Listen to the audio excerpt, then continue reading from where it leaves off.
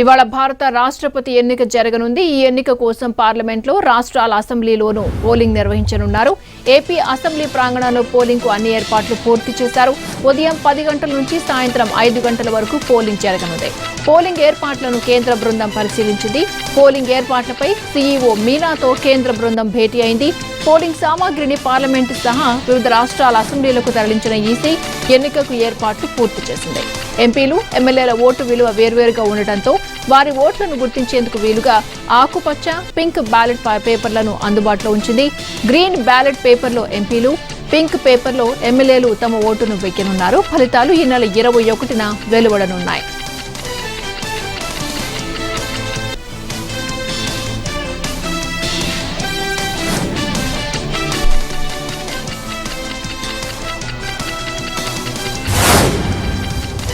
తెలంగాణలో రాష్ట్రపతి ఎన్నిక పోలింగ్ కు అన్ని ఏర్పాట్లు పూర్తయ్యాయి. ఇవాళ ఉదయం 10 గంటల నుంచి సాయంత్రం 5 గంటల వరకు పోలింగ్ జరగనుంది. అంతకుముందు ఉదయం 8 నుంచి మాక్ పోలింగ్ ఉంటుంది. ఓటింగ్ కోసం 2 కంపార్ట్మెంట్లు ఏర్పాటు చేశారు. తెలంగాణలో 119 మంది ఎమ్మెల్యేలు ఓటు హక్కు వినియోగించుకోనున్నారు. అలాగే ఓటేసేందుకు ఈసీ ఇచ్చిన పెన్నునే ఎమ్మెల్యేలు వాడాల్సి ఉంటుంది. ఇతర పెన్నులు వాడితే ఆ ఓటు చెల్లదు. ఇటు తెలంగాణలోని మొత్తం 119 ఎమ్మెల్యేల ఓటు విలువ 15,708. అలాగే తెలంగాణలోని ఎంపీల మొత్తం ఓటు విలువ 16,992. ఇటు రాష్ట్రపతి ఎన్నికల్లో పార్టీలు విప్ జారీ చేయడానికి వీలు లేదని ఈసీ స్పష్టం చేసింది.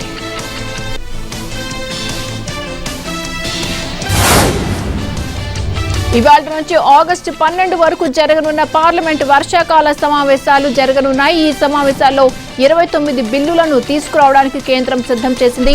వీటిలో 5 పాతవి, 24 కొత్తవి ఉన్నాయి. ప్రధానంగా తెలంగాణలో గిరిజన విశ్వవిద్యాలయం, గతిశక్తి వర్సిటీ ఏర్పాటు, ప్రస్తుతం ఉన్న సెజ్ల స్థానంలో development of enterprises and services hubs ఏర్పాటుకు సంబంధించిన బిల్లులు ఉన్నాయి.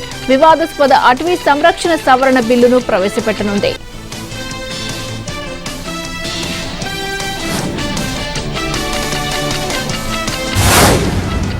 ఇవాళ ఉత్తర తెలంగాణలో సీఎం కేసీఆర్ పర్యటించనున్నారు. ఎస్ఆర్ఎస్పీ, కడెం, కాళేశ్వరం ప్రాజెక్టులను సందర్శించనున్నారు సీఎం కేసీఆర్. ఇప్పటికే గోదావరి పరివాహక వరద ప్రభావిత ప్రాంతాలను కేసీఆర్ పరిశీలించారు. ఏరియల్ సర్వే చేశారు. ఆ తర్వాత వరద ప్రభావిత ప్రాంతాలను సందర్శించారు. రామన్నగూడెంలో గోదావరి వరద ఉధృతిని ప్రత్యక్షంగా తిలకించారు. అక్కడే గోదావరికి శాంతి పూజలు చేశారు. భద్రాచలంలోని వరద ముంపు బాధిత కుటుంబాలకు 10,000 చొప్పున ఆర్థిక సాయం అందిస్తామని సీఎం కేసీఆర్ ప్రకటించారు. వరద సమస్యకు శాశ్వత పరిష్కారం దిశగా చర్యలు తీసుకుంటామని వెల్లడించారు. అలాగే ముంపుకు గురయ్యే ప్రాంతాల ప్రజలకు ఎత్తు ప్రదేశంలో కొత్త కాలనీ నిర్మిస్తామన్నారు. రామన్నగూడెంలో వరద పరిస్థితిని సీఎం కేసీఆర్ సమీక్షించారు.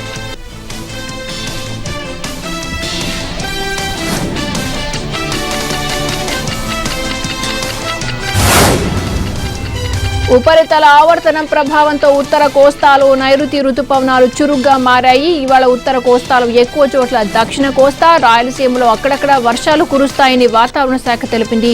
ఇప్పటి వరకు కురిసిన భారీ వర్షాలతో గోదావరి జిల్లాల ప్రజలు భయంతో వణికిపోతున్నారు. మరోవైపు లోతట్టు గ్రామాల ప్రజలను సురక్షిత ప్రాంతాలకు తరలించడానికి అన్ని ప్రయత్నాలు చేస్తున్నారు అధికారులు.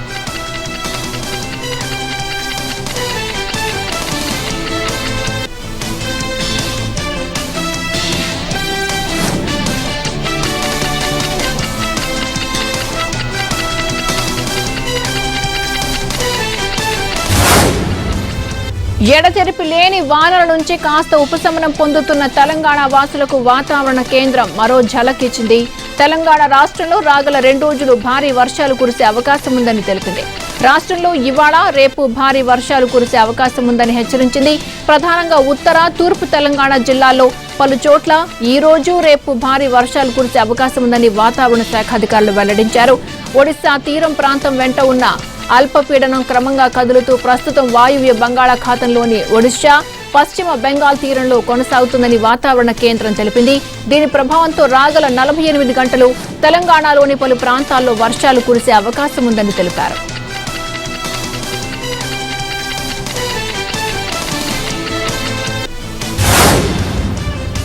మొన్నటిదాకా భారీ వర్షాలతో తల్లడిల్లిన భాగ్యనగరం మళ్లీ తడిసి ముద్దైంది. నగరంలోని చాలా ప్రాంతాల్లో వర్షం కురిసింది. మరో 3 రోజుల పాటు వర్షాలు కురుస్తాయని వాతావరణ శాఖ వెల్లడించింది. దీంతో జీహెచ్ఎంసీ అధికారులు అప్రమత్తమయ్యారు. వర్షాల కారణంగా హైదరాబాద్ నగరంలో నాలాలు పొంగి పొర్లాయి. చాలా ప్రాంతాల్లో రోడ్లు ధ్వంసమయ్యాయి. దీంతో నగర వాసులు తీవ్ర అవస్థలు ఎదుర్కొన్నారు. ఒక్క మాటలో చెప్పాలంటే జనజీవనం అస్తవ్యస్తంగా మారింది. ఆ బాధల నుంచి బయటకు రాకముందే వర్షం మళ్లీ స్టార్ట్ అయింది. వాతావరణం ఒక్కసారిగా మారిపోయింది. అర్ధరాత్రి కుండపోత వర్షం కురిసింది. దీంతో రోడ్లపైకి భారీగా వరద నీరు చేరింది.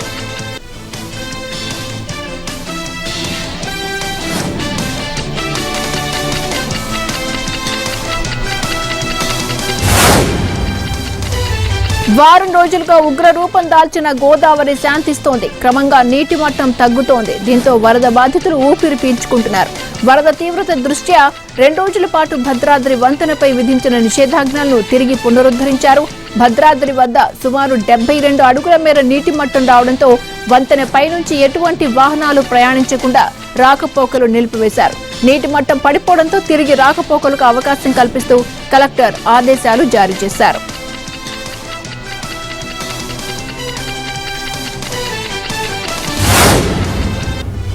వరద బాధితులకు మరో ముప్పు పొంచి ఉంది. వరద తగ్గుతుండటంతో ప్రతి చోట బురద పేరుకుపోతోంది. అయితే వరదలు తగ్గుతుండటంతో వ్యాధులు ప్రబలే అవకాశం ఉందని హెచ్చరిస్తున్నారు నిపుణులు. ఇప్పటికే భద్రాచలం పట్టణం వారం రోజుల పాటు నీటిలో నానింది. వరద తగ్గుతుండటంతో ప్రతి చోట బురద పేరుకుపోయింది. దీంతో అధికారులు ముందస్తు జాగ్రత్తగా పారిశుద్ధ్య కార్యక్రమాలు చేపట్టడంతో పాటు తాత్కాలిక వైద్య శిబిరాలు ఏర్పాటు చేసే యోచనలో ఉన్నారు.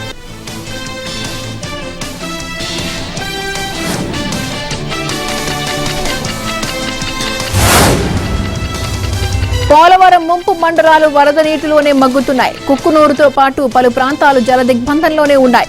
ఎగువన కురుస్తున్న వర్షాలకు గోదావరి, శబరి నదులు ఉధృతంగా ప్రవహిస్తుండటంతో పోలవరం ముంపు మండలాల్లోకి భారీగా వరద నీరు చేరుతోంది. చాలా గ్రామాలకు బాహ్య ప్రపంచంతో సంబంధాలు తెగిపోయాయి. వేలాది మంది నిరాశ్రయులయ్యారు. వందలాది గ్రామాల్లో విద్యుత్ సరఫరా నిలిచిపోయింది. మరోవైపు పోలవరం ప్రాజెక్టు ఎగువ కాఫర్ డ్యాం వద్ద మరింత పటిష్టత పరిచేందుకు ప్రయత్నాలు చేస్తున్నారు. ఏటి గట్టుపైకి మట్టి తరలించే పనులు కొనసాగుతున్నాయి.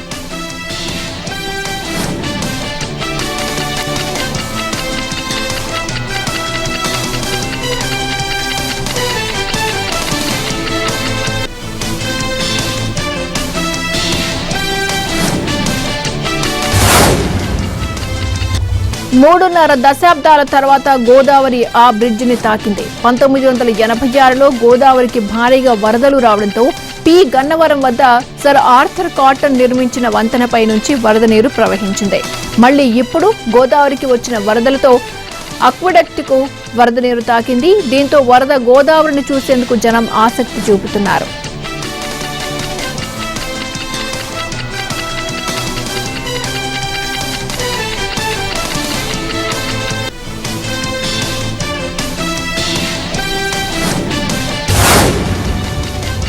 వర్షాలు తగ్గుముఖం పట్టడంతో ధర్మపురి వద్ద గోదావరి నీటి ప్రవాహం తగ్గింది. మహారాష్ట్ర, నిజామాబాద్ ఎగువ ప్రాంతాల్లో కురిసిన భారీ వర్షాలకు చెరువులు, కుంటలు నిండి వాగుల ద్వారా ప్రవహించిన నీరు వల్ల గోదావరి నీటి ప్రవాహం రోజురోజుకు పెరిగింది. భారీ వర్షాలకు తోడుగా నిర్మల్ జిల్లా కడెం, నారాయణ రెడ్డి ప్రాజెక్ట్ ఎస్ఆర్ఎస్పీ గేట్లు తెరిచి దిగువకు లక్షల సంఖ్యలో క్యూసెక్కుల నీరు విడుదల చేయడం వల్ల గోదావరి నది వరద ప్రమాద స్థాయికి చేరుకుంది. లోతట్టు ప్రాంతాలు జలమయం కావడం వల్ల పలు వీధుల్లో నీరు చేరి అనేక మంది నిరాశ్రయులయ్యారు. గోదావరి వరద బాధితులను సహాయక కేంద్రాలకు తరలించారు.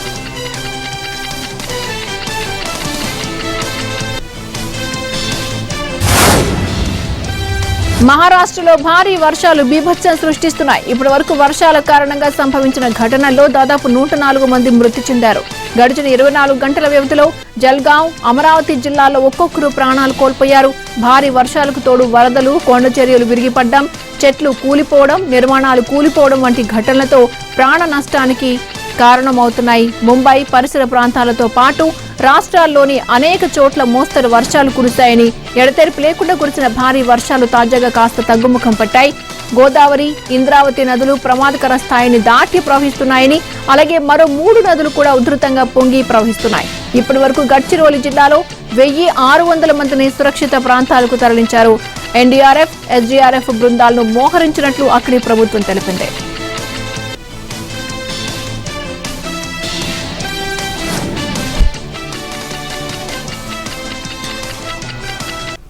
Welcome back. ప్రజలకు మోరల్ సపోర్ట్ ఇవ్వడానికి వరద ప్రాంతాల్లో పర్యటించానన్నారు గవర్నర్ తమిళిసై.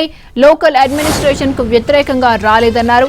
తాను దత్తత తీసుకున్న గిరిజన గ్రామాల పరిస్థితి తెలుసుకున్నారని చెప్పారు. పూర్తిగా నీట మునిగిన చింతిర్యాల గ్రామంలో గవర్నర్ తమిళిసై పర్యటించారు. గ్రామంలో పునరావాస కేంద్రాన్ని పరిశీలించిన గవర్నర్ బాధితులను పరామర్శించారు. వారి కష్టాలను అడిగి తెలుసుకున్నారు. అంతకుముందు అశ్వారావుపేటలోని పునరావాస కేంద్రాలను కూడా సందర్శించారు తమిళిసై.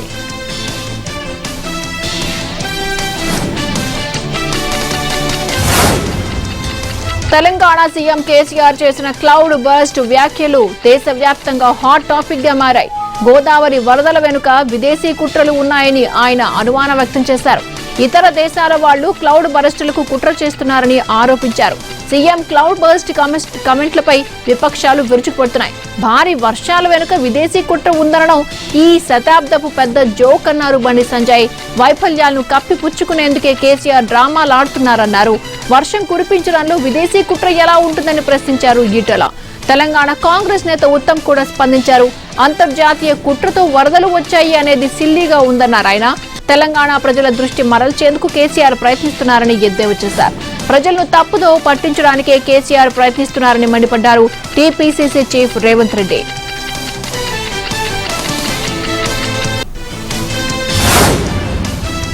హర్ ఘర్ తిరంగా కార్యక్రమంలో భాగంగా కేంద్రం నిర్వహించిన సమీక్షలో సీఎం జగన్ పాల్గొన్నారు. ఏపీలో ఘనంగా హర్ ఘర్ తిరంగా కార్యక్రమం నిర్వహిస్తామన్నారు. ఆగస్టు 13 నుంచి 15 వరకు నిర్వహించనున్న ఈ కార్యక్రమంలో భాగంగా రాష్ట్ర వ్యాప్తంగా 1,62,00,000 జాతీయ పతాకాలు ఆవిష్కరిస్తామన్నారు సీఎం జగన్. దేశభక్తిని, జాతీయ భావాన్ని పెంపొందించేలా పలు కార్యక్రమాలు నిర్వహిస్తామని చెప్పారు.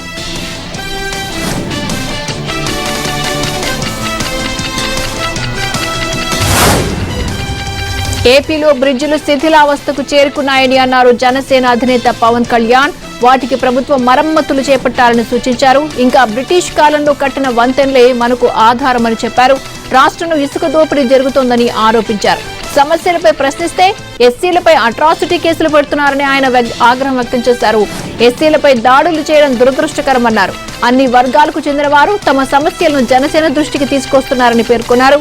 జగన్ అధికారంలోకి రాగానే నిర్మాణ కార్మికుల పొట్టకొట్టారని ఆవేదన వ్యక్తం చేశారు. వైసీపీ పాలనలో మహిళలకు రక్షణ లేకుండా పోయిందన్నారు.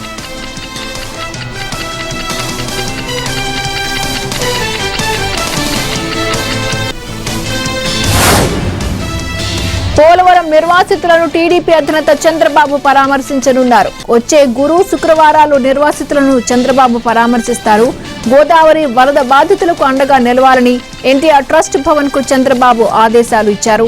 సీఎం జగన్ అసమర్థతతో వేలాది మంది ప్రజలు ముంపులో చిక్కుకున్నారని టీడీపీ ఆరోపిస్తోంది. పోలవరాన్ని వరదలో ముంచేసి చారిత్రాత్మక తప్పిదం చేశారని మండిపడుతోంది.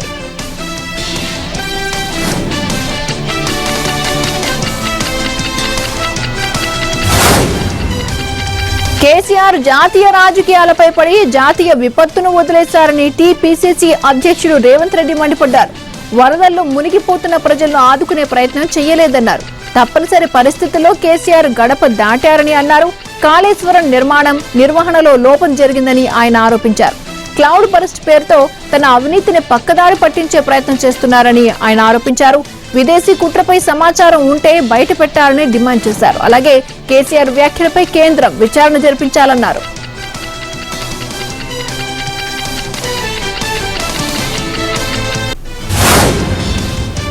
వరదలపై తెలంగాణ ప్రభుత్వం ముందు జాగ్రత్తలు తీసుకోలేదని కాంగ్రెస్ సీనియర్ నేత భట్టి విక్రమార్క మండిపడ్డారు. ప్రభుత్వ నిర్లక్ష్యంతో రైతులు, ప్రజలు నష్టపోయారని ఆవేదన వ్యక్తం చేశారు. పంట నష్టం అంచనా వేయాలన్న ఆలోచన కూడా ప్రభుత్వానికి లేదన్నారు. గూడు కోల్పోయిన వారికి ఇల్లు కట్టివ్వాలని సూచించారు. వెంటనే రుణమాఫీ నిధులు విడుదల చేయాలని డిమాండ్ చేశారు. పోడు రైతులకు భరోసా కల్పిస్తామన్నారు. ప్రాజెక్టుల అవకతవకలు, అవినీతిపై పార్లమెంట్లో ప్రస్తావిస్తామని పేర్కొన్నారు.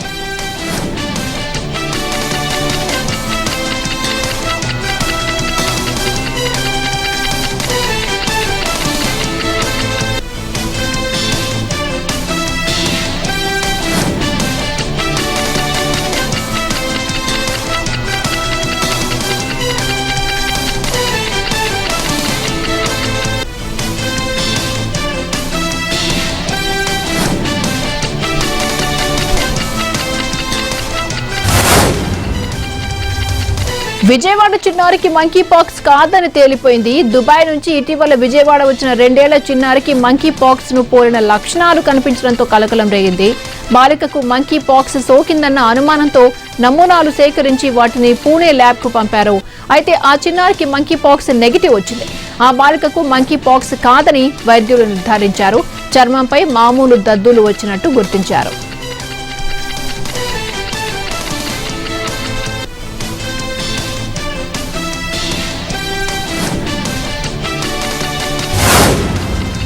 తిరుమలకు బస్సుల్లో వెళ్లే భక్తులకు టీఎస్ఆర్టీసీ ప్రత్యేక సౌకర్యం కల్పిస్తోంది.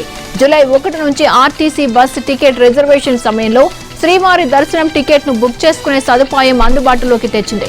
ఇకపై తిరుమలకు వెళ్లే భక్తులు రిటర్న్ టికెట్ తప్పనిసరిగా తీసుకోవాల్సిన అవసరం లేకుండానే శ్రీవారి దర్శనం టికెట్ ను బుక్ చేసుకోవచ్చని టీఎస్ఆర్టీసీ అధికారులు తెలిపారు. టీఎస్ఆర్టీసీ వెబ్సైట్, టికెట్ బుకింగ్ కౌంటర్లలో ఈ ప్యాకేజీని ప్రయాణికులు పొందవచ్చు.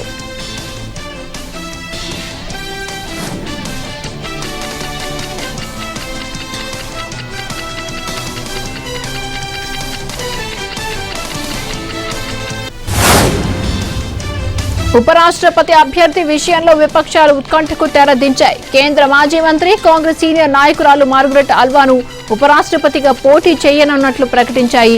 17 విపక్ష పార్టీలు కలిసి ఏకగ్రీవంగా మార్గరెట్ అల్వా అభ్యర్థిత్వాన్ని ఖరారు చేసినట్లు ఎన్సీపీ చీఫ్ శరద్ పవార్ వెల్లడించారు. ఢిల్లీలో జరిగిన విపక్షాల సమావేశానికి కాంగ్రెస్, శివసేన, తృణమూల్ కాంగ్రెస్, వామపక్ష పార్టీలు, ఆర్జేడీ, సమాజ్వాదీ పార్టీలతో పాటు 17 పార్టీల నేతలు హాజరయ్యారు. అన్ని పార్టీల నేతలు ఏకగ్రీవంగా మార్గరెట్ అభ్యర్థిత్వానికి ఆమోద ముద్ర వేసినట్లు పవార్ చెప్పారు. తనను 17 పార్టీలు ఏకగ్రీవంగా ఎంపిక చేయడంపై మార్గరెట్ అల్వా కృతజ్ఞతలు తెలిపారు. మార్గరెట్ అల్వా రేపు నామినేషన్ వేయనున్నారు. వైస్ ప్రెసిడెంట్ ఎన్నికలు ఆగస్టు 6న జరగనున్నాయి.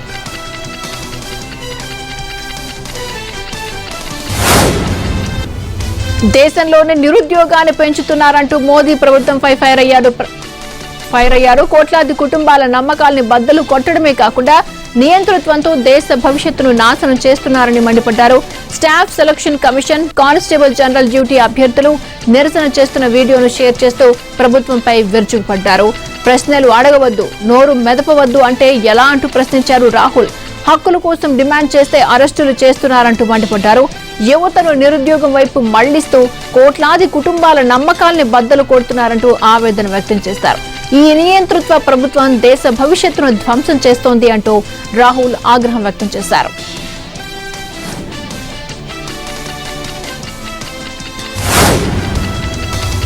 దేశంలో దర్యాప్తు సంస్థల దుర్వినియోగంపై ఎన్సీపీ, శివసేన, ఆప్ పార్టీలు ధ్వజమెత్తాయి. కేంద్ర దర్యాప్తు సంస్థల దుర్వినియోగం ప్రజాస్వామ్యానికి మంచిది కాదని ఎన్సీపీ ఎంపీ సుప్రియా సూలే అన్నారు. ఈడీ, సిబిఐ అంశాన్ని ఆయా పార్టీల నేతలు ప్రత్యేకంగా ప్రస్తావించారు. దర్యాప్తు సంస్థల దుర్వినియోగం ప్రజాస్వామ్యానికి మంచిది కాదన్నారు. ఈడీ, సిబిఐ అధికార పార్టీ విస్తరణకు ఓ ఆయుధంగా ఉపయోగపడుతున్నాయనే అభిప్రాయం వ్యక్తమవుతోందని అన్నారు.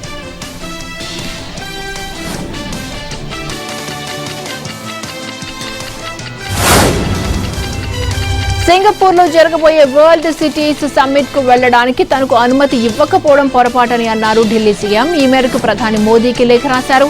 అలాంటి ఉన్నత వేదికలపై భారత్ కు ప్రాతినిధ్యం వహించే అవకాశం రావడం దేశానికే గర్వకారణమని పేర్కొన్నారు.